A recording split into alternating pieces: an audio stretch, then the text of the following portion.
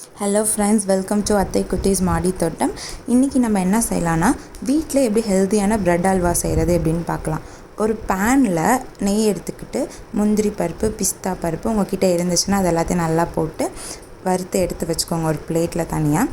அதுக்கப்புறம் பேனில் கொஞ்சோண்டு கீ ஊற்றிட்டு அப்புறம் கோகோனட் ஆயில் கொஞ்சம் ஆட் பண்ணிக்கோங்க. அப்போ நம்ம ப்ரெட்டு நமக்கு வேணுங்கிற அளவுக்கு ப்ரெட் எடுத்து நல்லா மிக்சியில் போட்டு நல்லா அரைச்சிக்கோங்க. அரைச்சிட்டு அந்த நெய்யில் நம்ம நெய்யும் கோகோனட் ஆயிலும் ஆட் பண்ணியிருக்கோமா அதில் போட்டு நல்லா நம்ம நல்லா கிண்டி விட்டணும்.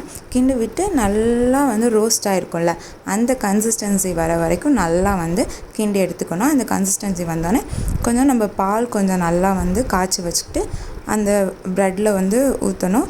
ஊற்றிட்டு ஃபஸ்ட்டு கொஞ்சோண்டு ஊற்றிட்டு நல்லா கொஞ்சம் நல்லா கிண்டி விட்டுறணும். கிண்டி விட்டதுக்கப்புறம் சுகர் ஆட் பண்ணணும். நமக்கு தேவையான அளவுக்கு நமக்கு எவ்வளோ சுகர் வேணும் அந்த அளவுக்கு நல்லா சுகர் போட்டு நல்லா திருப்பியும் கிண்டி விட்டுருங்க. கிண்டி விட்டதுக்கப்புறம் இந்த கன்சிஸ்டன்சியில் வரும்.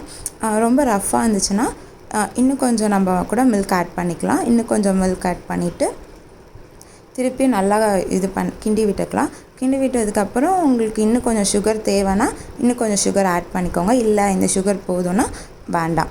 போட்டுட்டு நல்லா கிண்டி விட்டதுக்கப்புறம் லாஸ்ட்டாக நல்லா கீ போட்டு நல்லா கிண்டிட்டு இந்த கன்சிஸ்டன்சியில் வரணும். பாருங்கள் பேனில் எப்படி ஒட்டாமல் வருது. இந்த மாதிரி நல்லா கிண்டி விட்டிங்கன்னா இந்த மாதிரி வந்துடும்.